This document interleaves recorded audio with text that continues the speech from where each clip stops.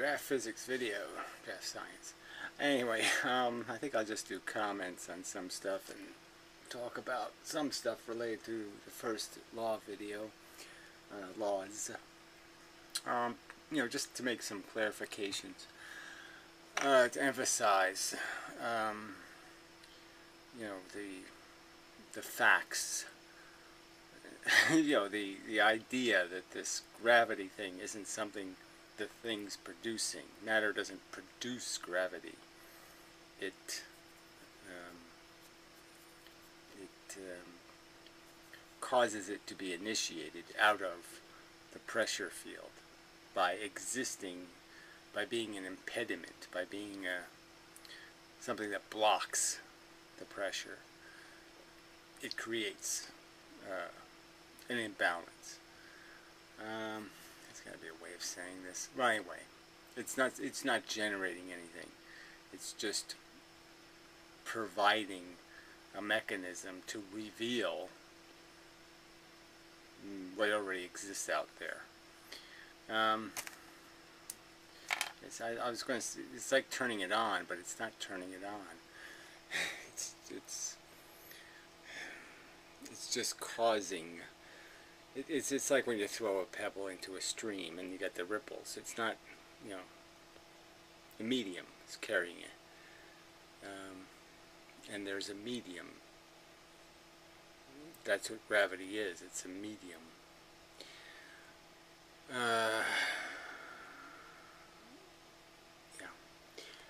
Anyway, so there's a comment on the what the fuck video, this Inuit guy, whatever, nice enough, whatever. But, I wish you'd put the science questions, the physics questions on the DraftScience channel. I mean, just makes sense. Alright, how do you explain gravitational lensing if space does not bend?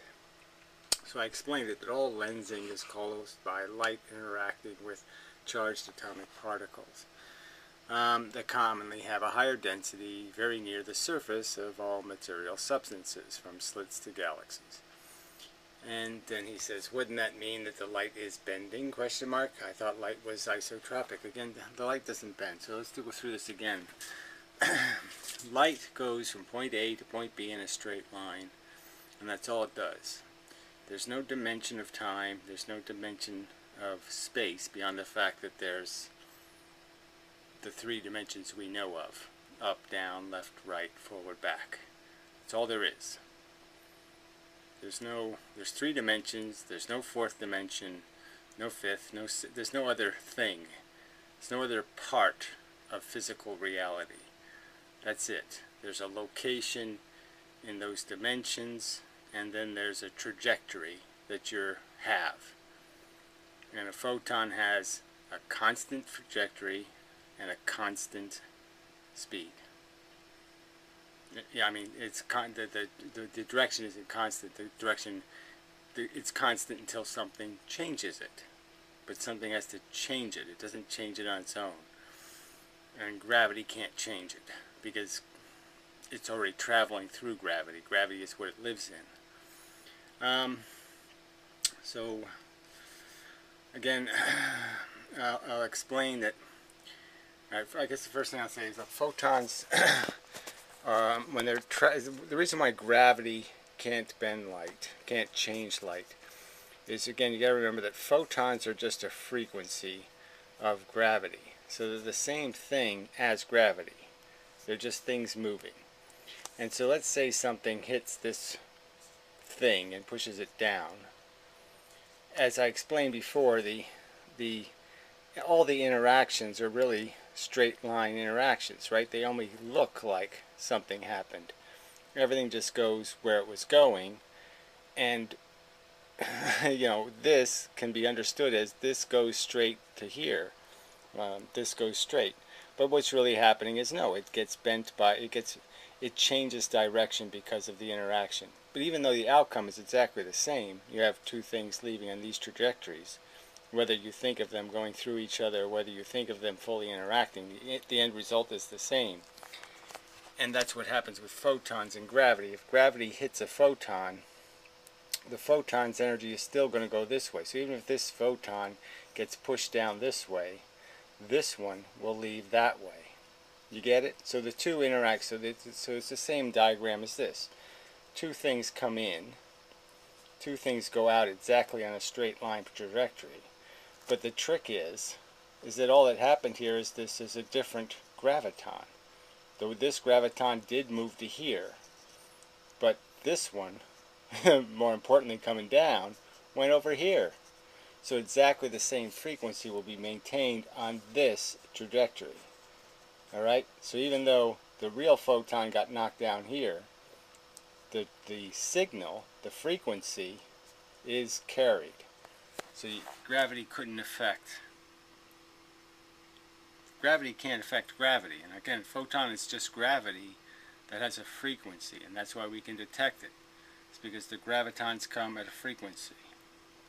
And that's the only thing that distinguishes gravitons from photons. All this light around me right now, these photons, it's a tiny percentage of the gravitons surrounding, coming in all directions at me. I'm being bombarded by gravitons, 99% more gravitons than photons. But they're exactly the same thing. One has a frequency, one doesn't. Now the key thing in diffraction is that, okay, so the photons always go in this thing. This frequency is always maintained. And what happens when they interact with an electron, let's say, is that they'll either be absorbed or they won't be absorbed. So they'll have an interaction. That means the photon will definitely go into the electron system. And the catch is it'll either become part of the electron and maintain an orbit, or it won't have enough gravity. The electron won't have the capacity to hold the photon, and what will happen is the photon will not make a full orbit and it will leave in a new direction. So it came in this direction, it will leave in this direction because the electron doesn't have the energy to hold it. And in most circumstances, there's rules about reflection, in the sense that angle in, angle out, rules that are relatively consistent. But obviously you can imagine that if the electrons are in certain orientations, because they have like the iron filings around a magnet, they line up in a certain way. And so now if light was to hit those, it would reflect in a certain way, right? Because they're all lined up like little mirrors. Well, the same thing is happening with the electrons around my body or the electrons around the sun. All those particles are charged. All those particles are oriented in a direction, polarized by their relationships, and therefore they'll reflect the light or diffract it in very specific ways that don't obey the normal rule of angle in, angle out. And that's all that's happening with diffraction, is that there's a circumstance where the orientation is specific and consistent among all the electrons, and there's a consistent result in terms of a certain angle of reflection. But it really has to do with the fact that it's not absorbed.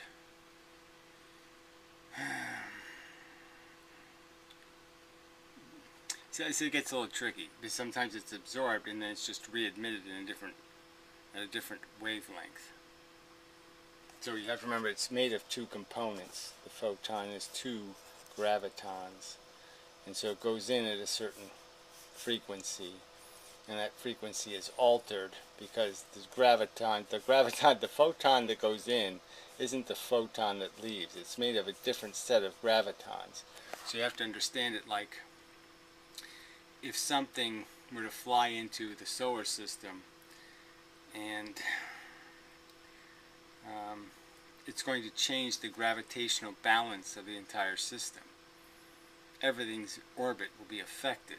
So if something the size of like Neptune or whatever flies into the solar system, it's going to disrupt the orbits of every single other planet, because it's going to change the gravitational balance. And that's what the photon, when it goes, those gravitons go in, and they essentially create a gravitational imbalance that wobbles the entire system, and the system can't hold all the parts, so it keeps these photons and it releases some others because it just doesn't have the gravity anymore to hold them.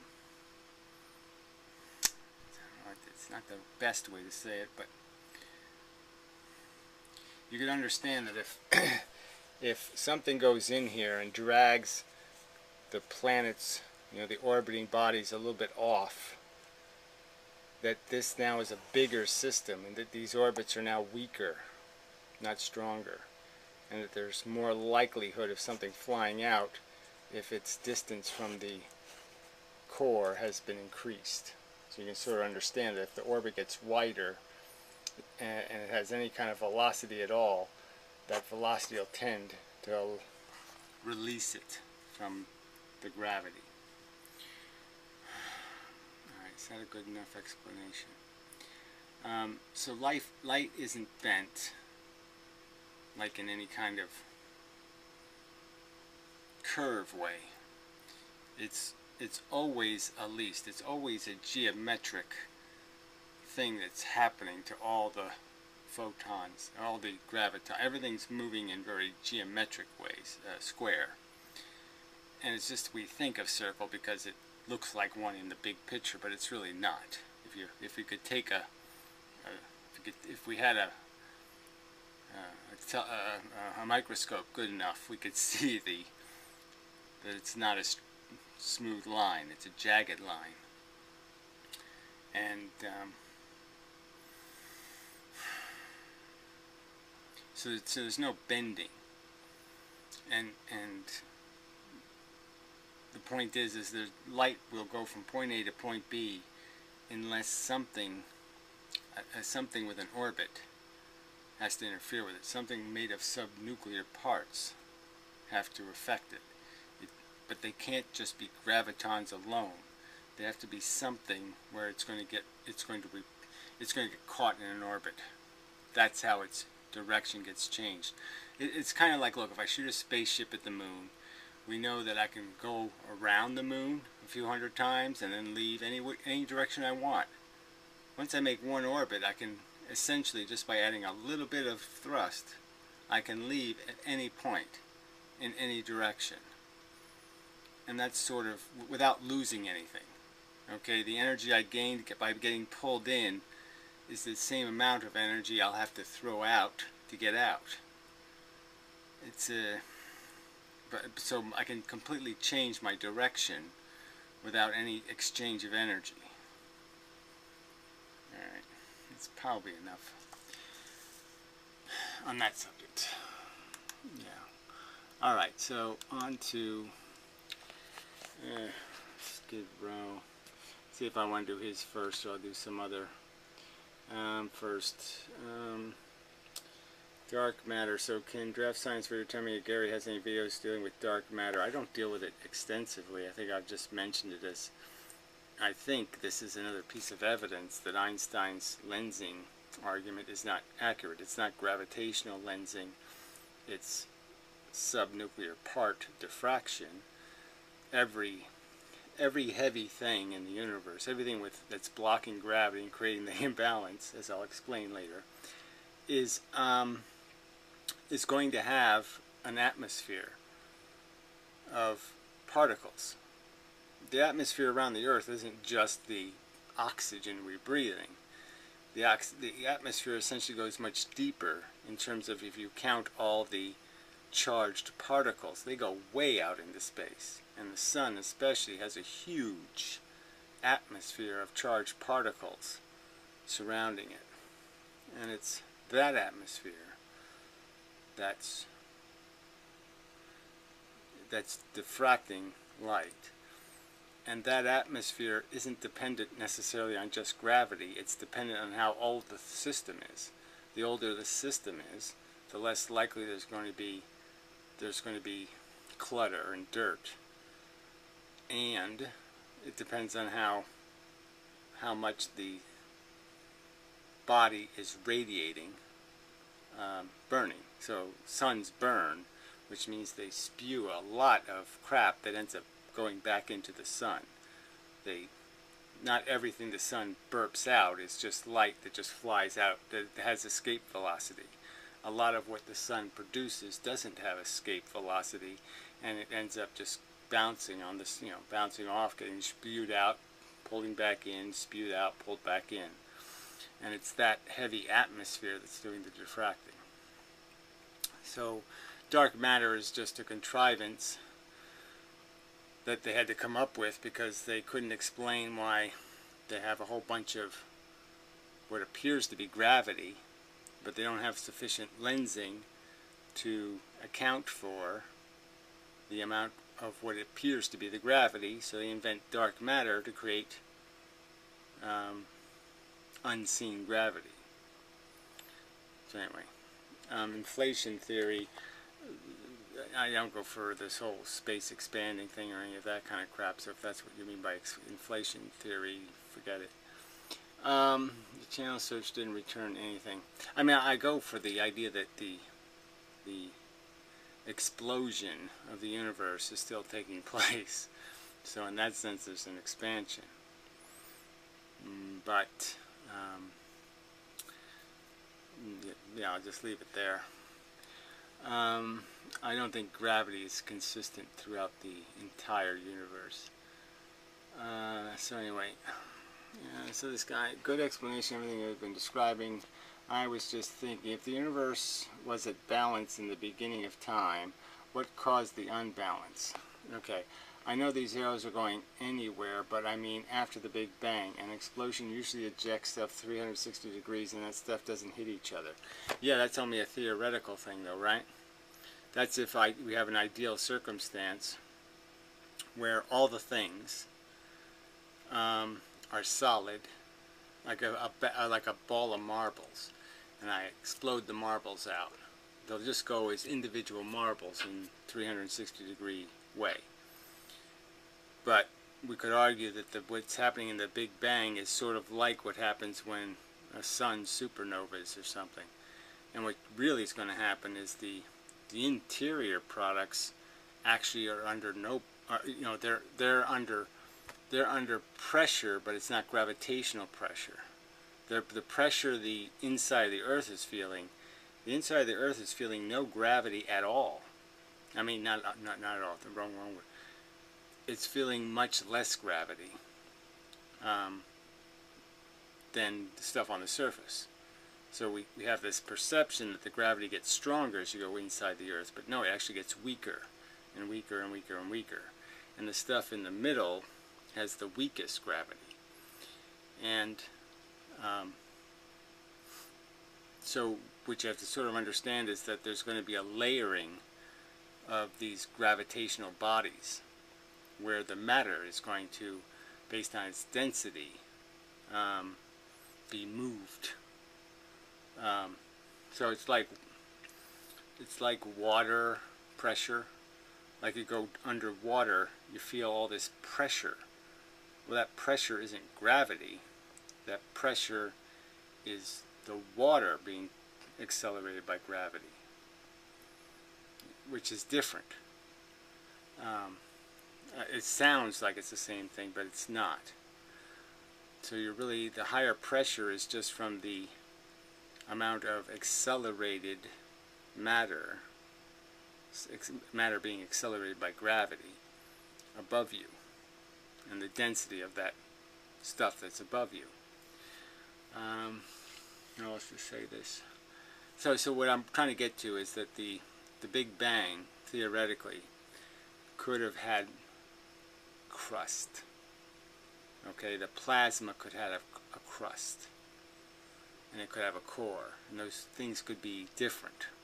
So when it explodes, pieces of the crust tear off, and now they become essentially a mirror. So when the photons come out, they hit the mirror and bounce So that's where you start making all this multi-directionality, is that the explosion is reflecting off of the crust as the explosion takes place. The explosion can't expand so fast enough because the heavier stuff, the slower stuff, is on the outside, and the faster stuff is on the inside. Yeah, that was a simple way to say it. Okay. And as if it doesn't hit each other. So this, theoretically, the Big Bang wouldn't be a perfect plasma, just like the sun isn't a perfect plasma. It's going to be a plasma that's going to have layers, and the layers are going to have different densities. And those different densities are what creates the reflections that create the diverse directionality. That it create the pressure inside, essentially, the restricted exploding vessel. So inside the explosion, the pressure increases. It's like a nuclear bomb, right? The pressure wave can't move as fast as it wants to. It's blocked by all the stuff in its way. And so it builds up pressure. It's kind of like making a pipe bomb. You want to, the whole point is to create things that won't allow the pressure of the explosion to release. So the pressure goes higher and higher and higher, and then when it finally breaks or tears, it tears catastrophically because now the pressure is so high. So that's kind of what we're in. We're in this very high pressure part of the explosion. That's why we have a lot of gravity. Alright, explosion. So how they attract each other after the explosion. Well, again, they don't attract each other. They get pushed into each other by the pressure. So the pressure exists. The matter, the stuff that's matter, is already slowed down. Matter could never move the speed of light, so matter is already a collection of things moving in different directions. That's how you create orbitals, is to collect a bunch of stuff that was moving in different directions to fill the circle. And so it's a collection of, an orbit would be a collection of arrows going in the 360 degrees of that 2 dimensions. So how did they attract each other? Did the Big Bang really happen? Whatever. If the furthest galaxies are going away from each other, what makes sense of the direction of the explosion? But how an explosion made arrows hit each other to form imbalance, I don't know. Well, I guess all I'm saying is I think the explanation is just that the Big Bang doesn't happen with a perfect plasma. It happens with a plasma that does have different density. It's already got some matter in it, apparently. Whether it's just hydrogen versus nuclear protons or some other smaller bits. The point is a proton can't move the speed of light theoretically. It's made, an electron can't, because it's made of stuff moving the speed of light in different directions. It can't go in one direction the speed of light because it's made of stuff going different directions. I don't know. Something must have happened just after the explosion to let the quanta change their direction to actually hit each other, or another expansion of Big Bang. Okay, well, I won't keep going, I don't think. It never happened, and the universe is already in chaos, so the galaxies are going away from each other because the universe was already at imbalance. I think the only reason why I would say there was a Big Bang is the fact that there is this stuff at the end of the universe appears to be moving away from us really fast, which in my opinion indicates they're going into a less pressure field, which means the gravity, right? We have a lot of gravity, high pressure. They have less gravity, low pressure. They're going to be pushed towards the low pressure. So that's why they're moving so fast, is because they're leaving gravity.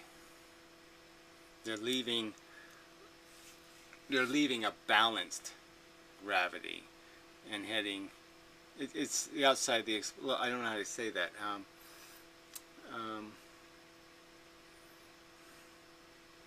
They're getting hit by arrows going in one direction more than arrows going in any other direction. Yeah. Because they're outside of a high pressure. They're on the, they're on this, ironically, the surface of the Earth is the highest gravity, and the inverse is true on the going out part. Your highest velocity will be achieved when you hit the outside of the explosion. Yeah, okay. That's about a better way to say it. Alright, Skid Row Radio. Well, let me do this first. So this is just a quote from an article some guy posted. Where a Nobel Prize winner was just talking about how the scientific journals are creating a sham system. You even have journals that are paying people for articles, and the peer review, and that researchers are making money just submitting bullshit, silly articles because they can make money submitting silly articles, which is kind of disappointing. But anyway, so yeah, just as a shot at peer review, which is turned into shit. So anyway, this guy has created a website, apparently our science journal of his own, where he's going to allow for more liberal submissions about real science. So we'll see what happens there. So anyway, this is just Skid Row Radio. I love Skid Row, but anyway, he just can't let go of this phantasmagorical crap. But anyway, I was thinking about Planck last night in relation to quantum tunneling. There's no such thing as quantum tunneling. Now, if you want to think about the fact that there's two ways to travel in an atom, you know what I mean? You could travel this way and go through here and go circular in here and that kind of stuff, or you might be able to travel from this side. Usually particles have to go around the nucleus to get from here to here. But yeah, maybe it's possible to go the way that gravity is going. You can take the straight route. But you can't go faster than the speed of light. You can only go a shorter distance than some alternative distance. And obviously light has to travel in electrons. It has to obey these gravitational rules. So you might be able to argue that there's a shorter distance to get through an atom. It's like glass. Glass slows light down, right? But light doesn't really slow down. All it's doing when it's going through the glass is it's getting captured and then released and then captured and then released and then captured and released.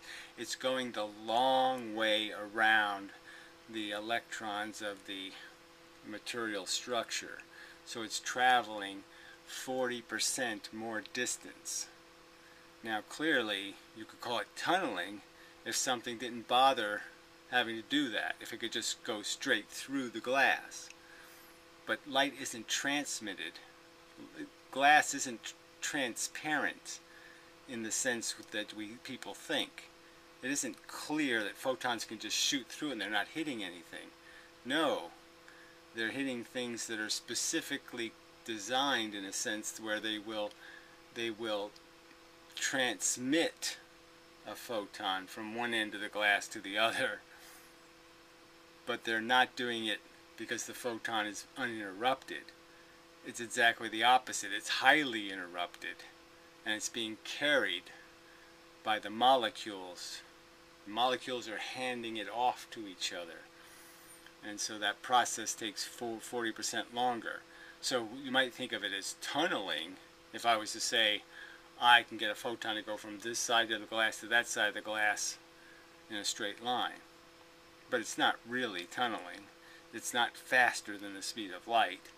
It's just taking a shorter route. Light often takes a longer route. That doesn't mean the light is slower. Alright. If space-time, there is no space-time, has a frame rate, well, it's certainly not something Einstein said anything about, and it's granular. Could the movement of things moving at the speed of light be governed by traveling along a directional grid? Well, the point is the grid is already built in to the speed of light. That's the grid. The Planck distance you travel that allows for the creation of a constant speed. So you have a constant distance. There'll always be a constant amount of time it'll take to go in a straight line across that distance. So again, we're just talking about straight lines versus crooked lines, or crooked routes. And so, yes, the granularity isn't even a necessary perception. I mean, you can perceive it either way. It doesn't matter. Once you establish the constant, you've already established the frame rate and the granularity. But it's sort of irrelevant. How was to put that? You don't need to think of it as a clock speed. You could just think of it as a distance limitation or some other kind of thing. But yes, there's a rigid association between time and distance. So as long as the movement is in a straight line, there's a rigid, unbreakable connection, consistent, constant between distance and time. Able to flick through reality like the pages of a book. Yeah, well, that's not, no, there's a straight line. That's all there is. There's nothing faster than a straight line. But you can't go more distance faster than the speed of light in a straight line. That's not possible. But of course, a proton is orders of magnitude bigger than a Planck. Well, yeah, and so is an electron, because they're made out of the quanta, and a lot of the quanta. And so there's a lot of distance being traveled in the maintenance of those orbits, and that distance has nothing to do with the straight line, the movement they're moving. They're moving in very unstraight lines. To go from here to here, the electron is doing this to do it. Okay, to be fair, I was stoned at the time, loved thinking about things. What a mindfuck. Well, whatever. Don't know if you'll be able to watch this from the other side of the pond. Give it a go. It's a decent show. No, it isn't decent. So anyway, this is last week's show. The quantum tunneling episode isn't online yet. Well, they're all bad. This is that Al, whatever his name is. I'll have to go look it up, I guess. Pooh. So anyway, yeah, I can't play it. But it's that Jim Al-Kahari guy. So this is the guy who made such a mess. I made a video. You know, we just lied about what the two-slit experiment, what the actual experiment is, what actual experiments have been done. And, you know, I think he's a horrible scientist. And, you know, finding connections between quantum physics and life on Earth is just silly. It's silly. There's no magic here. There's no all these perceptions you have of this, you know, waving magnetism bullshit. All this is all bullshit. A photon is a frickin' thing, okay, and it's just rocks moving at a frequency, and that's all it is. It's just if I took two rocks and I threw them, all right, to have a distance between the rocks, that's light. And if the rocks are indestructible and only do whatever they just move at a constant speed, you can get this. I mean, I can go back to the fish metaphor, but you know. Yeah. So anyway, so where was I? I don't think there was anything else. I don't know who Ken I was. I didn't see his comment. The Earth doesn't return to a point A. Then when it goes around the Sun, the entire solar system is not directed to. The Earth ends up in an entirely different place upon its rotation around the Sun. Yes, the entire solar system, like atoms, is wobbling its way through the galaxy. Alright, so the thing I wanted to get to was, now this is something completely conceited, by, you know, all the physicists. You know, Stanford and, you know, all these guys, the math. But this is just one of those things where you say, oh, that's darn curious. So here we have this huge connection, you know, between electricity and gravity. So there's another connection that, you know, people just aren't aware of. But if I create a ring of matter, in here there's no gravity. Okay, you won't detect any gravity anywhere in here. Nowhere. The thing in here is completely without gravity. None. Right? You could be right next to this surface, yet this surface will produce no gravity. None. And electricity does the same thing. The charge is entirely a surface phenomenon. And, you know, you can create this thing called some kind of cage, right? The electric cage or whatever. You know, you can have huge amounts of electricity traveling right around you, but you're in a cage of it. It's on the outside and you're on the inside. So, so this body would be, so this could have a very large mass, right? And it would be, from out here, it would look like a solid object, say this big. Okay, I mean, the same mass of a solid object versus this hollow object. And they could have the, you know, the same mass, they would produce exactly the same gravity from something on the outside. But something on the inside, no gravity. And why that is this inverse square thing again. So you have to kind of think about this body as having a cone of what can influence it. So you think about it like there's matter on one side of an arbitrary line, there's mass on this side, and then there's mass on this side. Now there's two masses, look bigger and smaller, but you have to think about it in terms of this cone idea, that this is what comes in, right? And this is closer, so the density of these arrows would be very high, right? You can understand that there'd be a lot of them because they're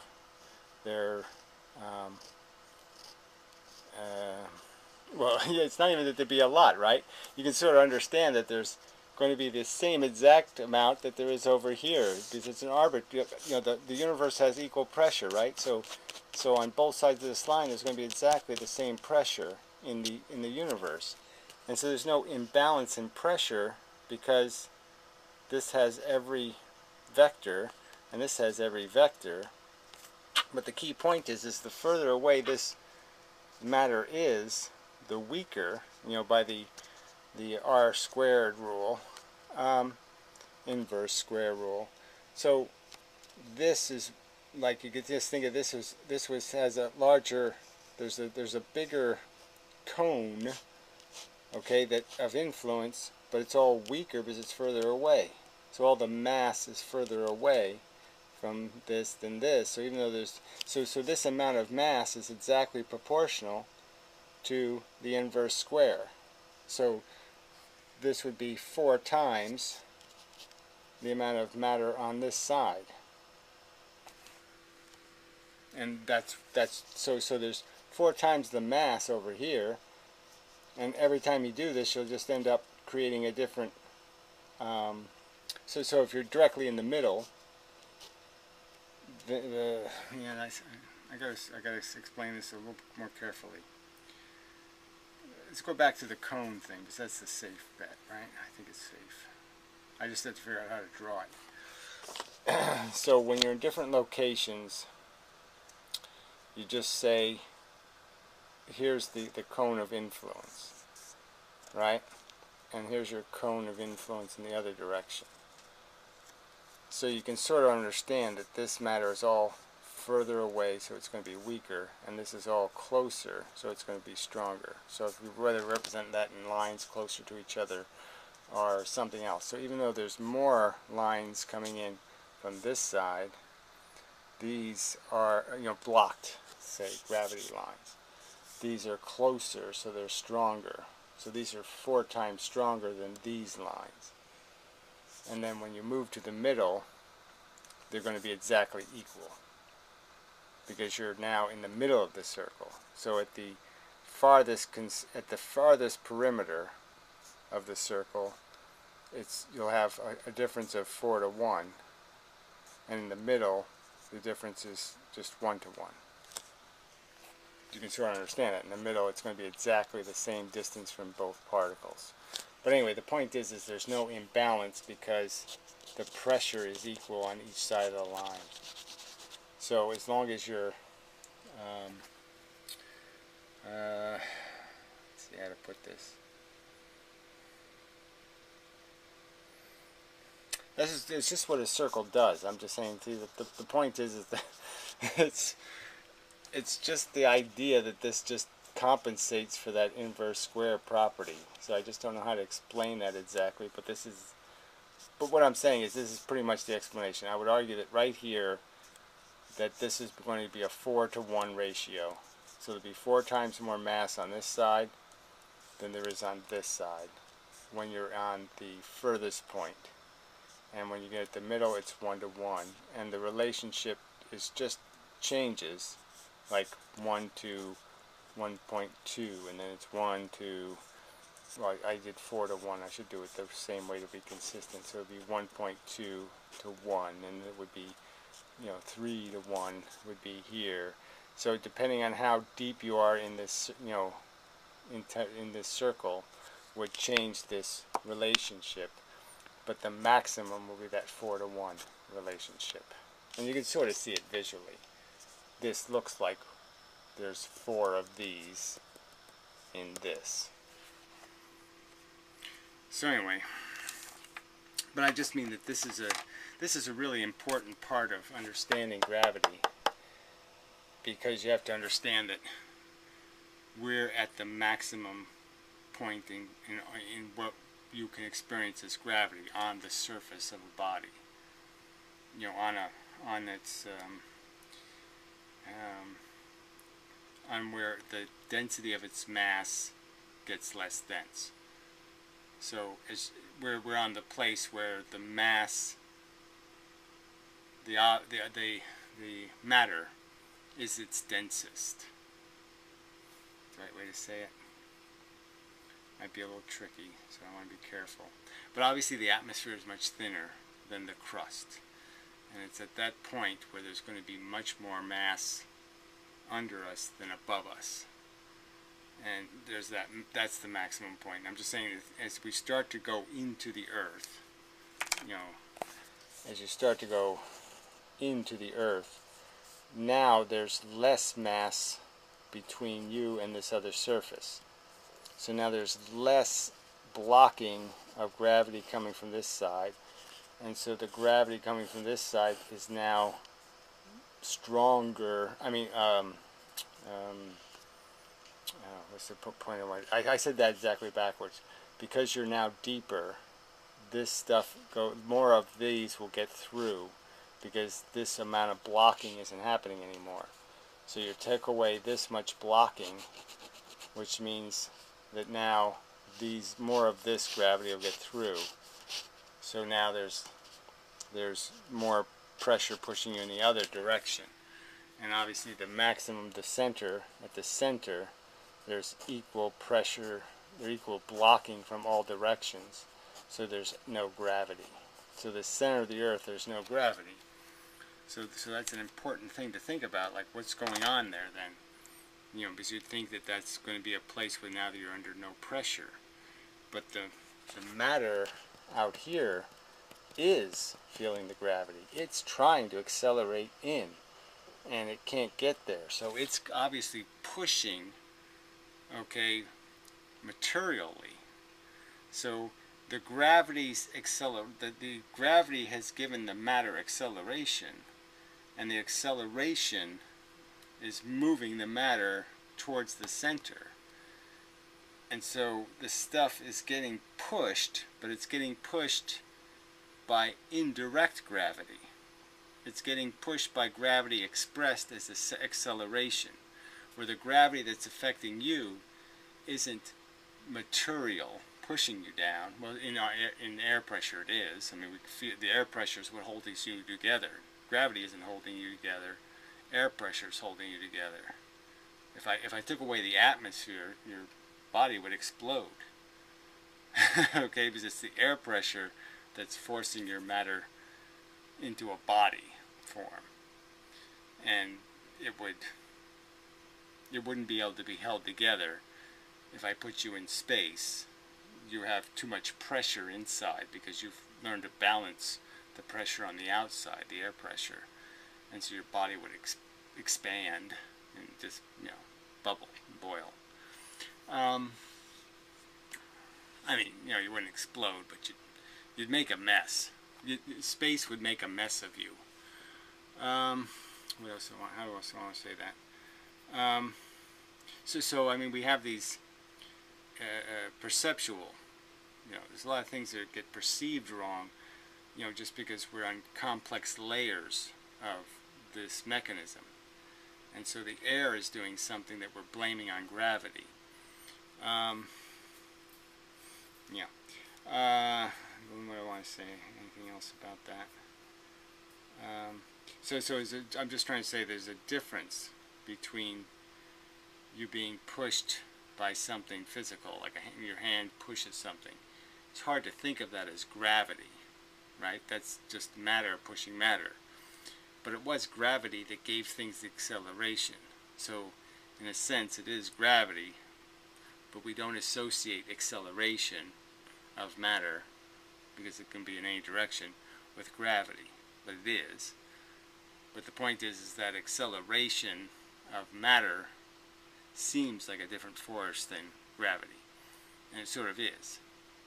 Gravity is affecting your nuclear bits.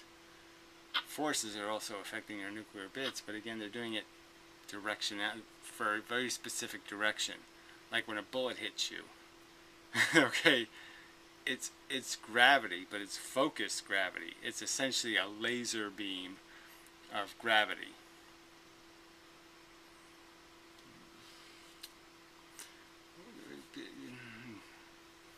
It's focused gravity. But it's, you know, it has to be understood that it's being expressed not by the little bits moving, but by the bigger bits moving. But they got moved. The little bits do all the moving. Everything is subnuclear. There is no happening that isn't subnuclear. Those are the only bits that are moving. The photons and the gravitons are moving.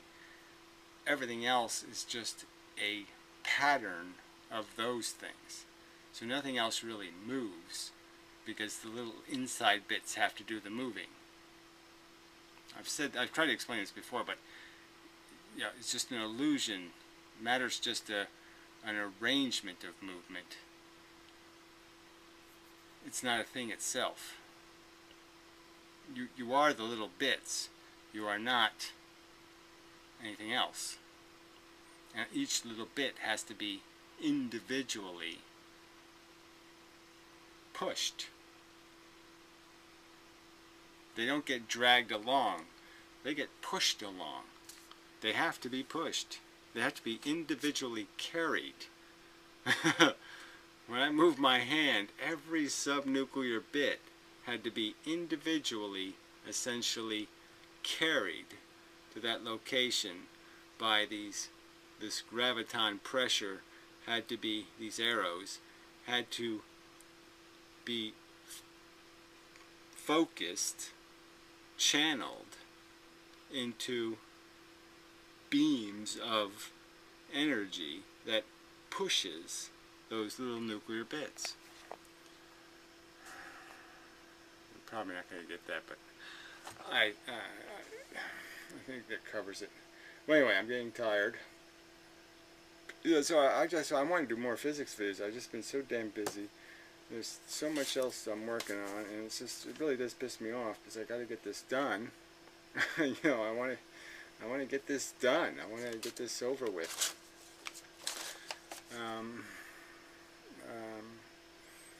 Yeah, and it's, you know, it's a year now. I thought I'd have better results than this, but, you know, whatever. And do more writing, but I'm just saying that it just explains it all. It's all explained by kinetic gravity. It's the answer. It's the quanta. It's quantum mechanics is kinetic gravity. That's all it is. There is no other quanta anything. That's the story of the game. It's just directional arrows, and they're exchanged by this kinetic phenomenon, like the kinetic balls that bounce off of each other. One ball goes in, one ball goes out. The ball that came in isn't the ball that went out, but it looks like it could have been. It's exactly the same as if it was. It's a, it just doesn't matter. You can have a pendulum swing that's just one ball that swings, or you can have a pendulum swing that's just one ball transfers the energy into the other ball and the other ball moves. Same thing. And the universe is running on that principle. So anyway, I think this is enough. But this hollow gravity thing is really important because that relates to electricity. Because electricity is doing that. And and then magnetism is an expression of electricity. So it just explains all of that too. Is a fundamental feature of that phenomenon, of the fact that gravity is diminished as you go inside the object. There's less gravity. Inside the atom, there's less gravity. Outside the atom is the maximum gravity. Inside the atom is the least gravity. But the highest magnetism, which is another story. But anyway, okay, enough of the video. So hopefully I can get on to law 2, but yeah, I'm gonna have to watch law 1 again and take notes and figure out what I need to move on to. I know I have to get to magnetism and electricity. But anyway, so till next time.